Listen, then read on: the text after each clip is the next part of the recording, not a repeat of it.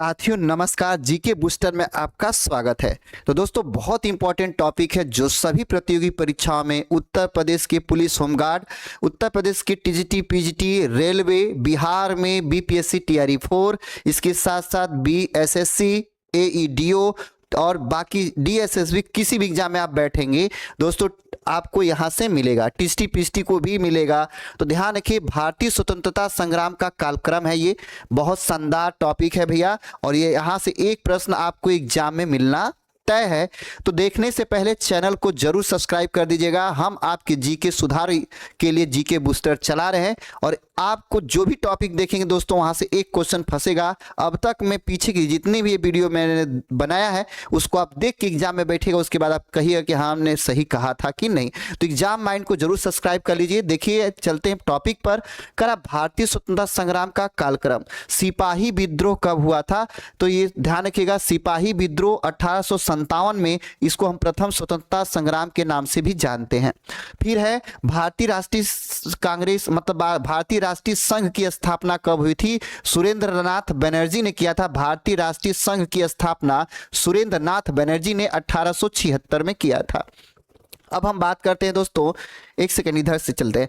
फिर 1858 में ब्रिटिश राज की शुरुआत किसमें किया था? ठीक है, ब्रिटिश राज की शुरुआत कब हुआ था? तो ईस्ट इंडिया कंपनी से ब्रिटिश ताज को सत्ता हस्तांतरण 1858 में। यहाँ पे 57 में आपका सिपाही विद्रोह होता है और 1858 में ब्रिटिश राज की शुरुआत होती है भारत में। अर्थात 1857 के बाद 58 से भारत में ईस्ट इंडिया कंपनी का हस्तांतरण, ब्रिटिश के हाथ सत्ता चला जाता है, मतलब भारत की जो सत्ता है वो ब्रिटिशों के हाथ चली जाती है।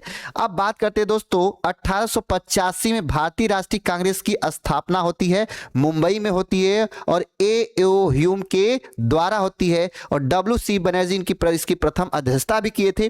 आगे चलते हैं, रामकृष्ण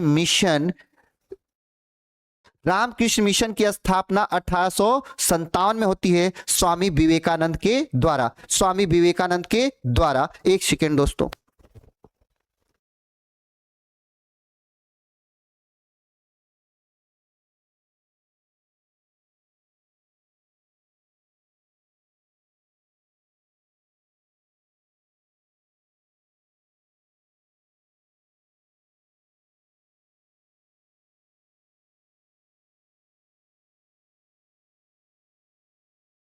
चलिए।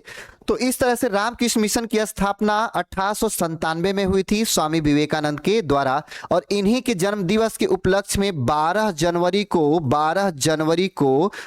को राष्ट्रीय युवा दिवस मनाया जाता है। राष्ट्रीय युवा दिवस मनाया जाता है, युवा दिवस मनाया जाता है भैया 12 जनवरी को स्वामी विवेकानंद के उपलक्ष्य में। अब बात करते हैं 1905 में भैया लॉर्ड कर्जन के समय में, 1905 में लॉर्ड कर्जन के समय में बंगाल विभाजन हुआ। अखिल भारतीय मुस्लिम लीग की स्थापना ढाका में हुई भैया 1906 में। 1907 में सूरत विभाजन, कांग्रेस का नरम दल और गरम दल में क्या हो गया? विभाजन हो गया। कांग्रेस का नरम दल और गरम दल में क्या हो गया? विभाजन हो गया। चलिए,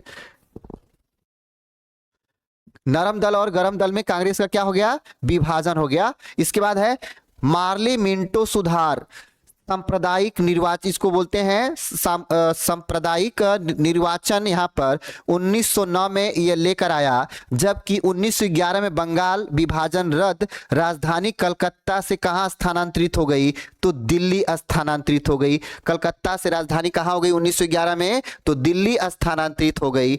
अब करा गदर पार्टी का गठन 1915 में हुआ दक्षिण अफ्रीका से भारत आगमन पर, और 1916 में होम रूल लीग आंदोलन चलाया गया बाल गंगाधर तिलक और एनी बेसेंट के द्वारा। लखनऊ समझौता 1916 में, कांग्रेस और मुस्लिम लीग के बीच समझौता हुआ लखनऊ में 1916 में, जबकि 1917 में चंपारण सत्याग्रह हुआ। गांधी जी का यह पहला चंपारण सत्याग्रह था, बिहार से स्टार्ट हुआ था। नील आंदोलन इसको कहा जाता है, अंग्रेजों के खिलाफ नील की खेती के विरोध में यह चंपारण में चलाया गया था आंदोलन बिहार से। ये गांधी जी का पहला आंदोलन था। खेड़ा सत्याग्रह 1918 में चलाया गया था रॉलेट एक्ट काला कानून के तहत। दिया है 1919 1919 में जलियांवाला बाग हत्याकांड हुआ भैया, अमृतसर में हुआ। जलियांवाला बाग का हत्याकांड 1919 में अमृतसर में। जबकि असहयोग आंदोलन 1920-22 में गांधी जी के द्वारा शुरुआत किया गया। 1922 में चौरी चौरा हत्याकांड हुआ, असहयोग आंदोलन को यहां पे रोक दिया गया। अब करा स्वराज पार्टी का गठन 1923 में मोतीलाल नेहरू और सीआर दास के द्वारा हुआ। और 1927 में साइमन कमीशन का गठन हुआ, भारतीयों के बिना भारतीयों के हुआ। और इसी कमीशन का लाला लाजपत राय ने क्या किया था, विरोध किया था, और इसी कमीशन के विरोध में उनकी मृत्यु हो गई। नेहरू रिपोर्ट 1929 में जारी होती है, पूर्ण स्वराज का प्रस्ताव या मांग होता है इसमें। 1931 में गांधी इरविन समझौता होता है, दूसरा गोलमेज सम्मेलन।